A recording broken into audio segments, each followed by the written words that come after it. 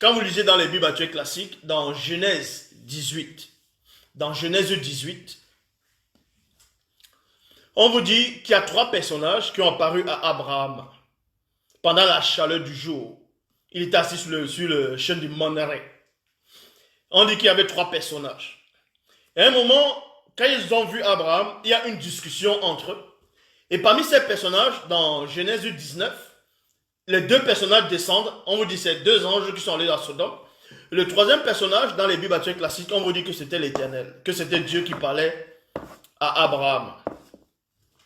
Et dans la Bible de l'épée, on vous dit que c'était Melchisedec, Noé et Shem. Or, la vraie version, c'est pas ce que la vraie version dit ici. La vraie version, c'est dans Genèse, donc dans Origine 19. Il est dit quoi? L'entité, vous comprenez, et non l'Oba. Parce que l'homme ne voit pas l'Oba.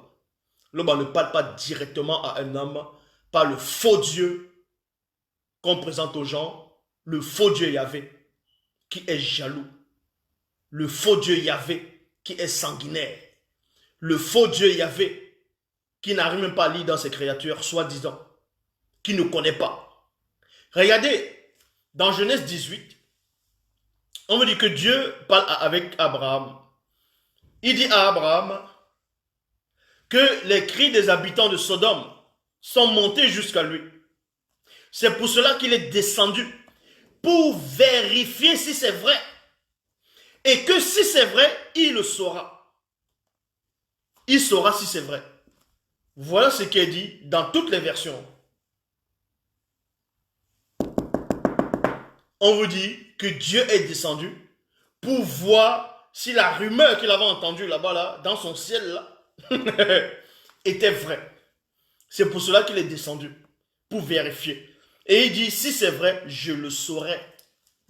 Je le saurai, pour vous montrer que du haut de son ciel, il ne sait pas tout. Voilà donc le Dieu qu'on a imposé aux Noirs. Voilà donc le faux Dieu qu'on a imposé aux gens. Et on impose encore un usurpateur connu sous le nom de Jésus, Christ ou Jésus de Nazareth. On vous dit c'est le sauveur de l'humanité.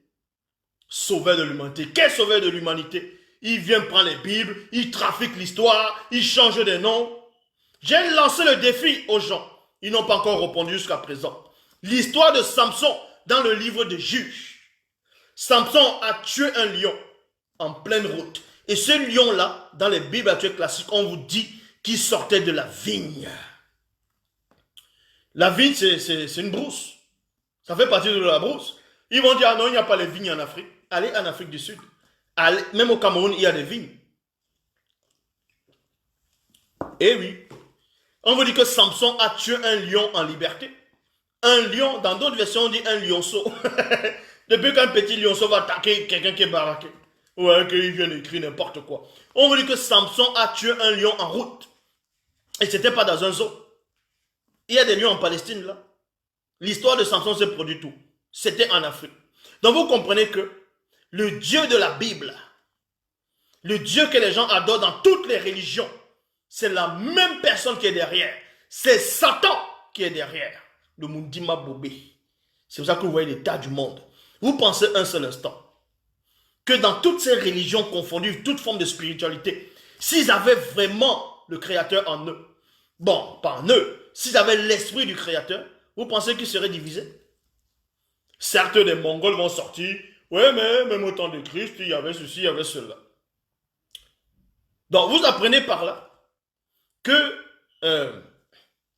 on vous dit que Yahvé dit à Abraham, Jéhovah, Dieu d'Israël, dit à Abraham, que les cris des habitants de Sodome sont grands. C'est pour ça que je suis descendu pour vérifier ce qui est arrivé à mes oreilles. Dans d'autres versions, ça se dit. Et que lui-même, il va aller vérifier l'information. N'est-ce pas vous dire que Jésus est Dieu? Votre soi-disant Jésus a dit quoi? Heureux celui qui croit sans avoir vu. Pourquoi il n'a pas cru aux cris des habitants qui sont montés, les cris d'accusation qui sont montés dans ses oreilles? Il faut qu'il vienne voir d'abord. Et il dit, si cela est le cas, je le saurai. Je le saurai.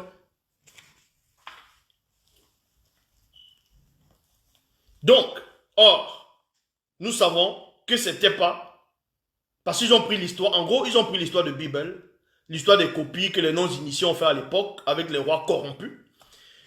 Et ils ont trafiqué, ils ont trafiqué, ils ont trafiqué. Quand on dit l'entité, dans Mouta te dit, ils vont mettre l'Éternel. Quand on dit Mouta te dit, dans tel passage, ils vont dire l'ange de l'Éternel. Vous voyez? Quand on va dire Dieu qui s'abeille, ils vont changer, ils vont dire Jésus.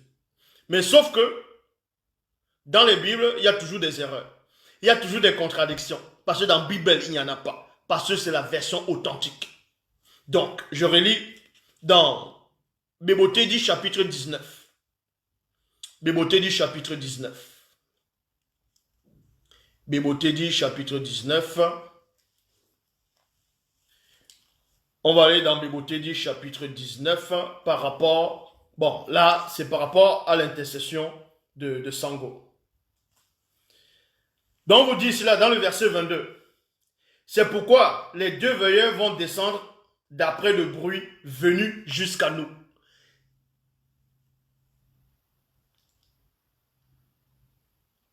Quoi? Pour toi, tu ne lus quoi?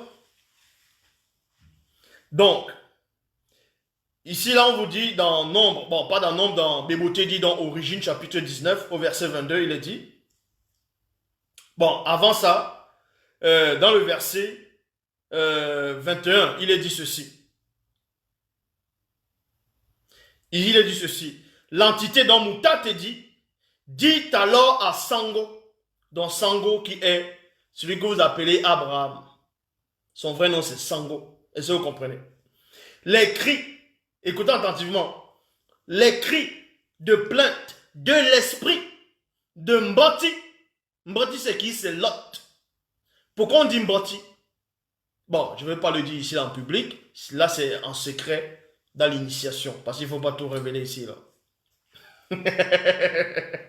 Donc, l'entité dit à Sango les cris de plainte de l'esprit de Mboti contre les habitants de Weya et de Sépé, c'est-à-dire Sodome et Gomorrhe, sont graves. Leurs péchés sont énormes et contre nature.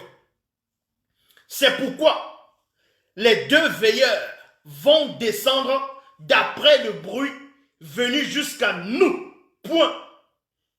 Et c'est le cas, virgule, je le sais, et non je le saurais. Voyez, le Dieu des chrétiens, le Dieu soi-disant créateur, lui dit il le saurait. Donc il vient se renseigner pour voir si c'est vrai. Or, voici une des créatures de Loba, qui vit inexplicablement hors de toute réalité, dépasse déjà votre éternel. Il dépasse votre Yahvé Adonai Elohim Jéhovah. Il dépasse votre Jésus. Parce que lui, il sait. Parce que lui, il sait. Lui, il sait. Est-ce que vous comprenez? Lui, il sait déjà. Lui, il sait déjà.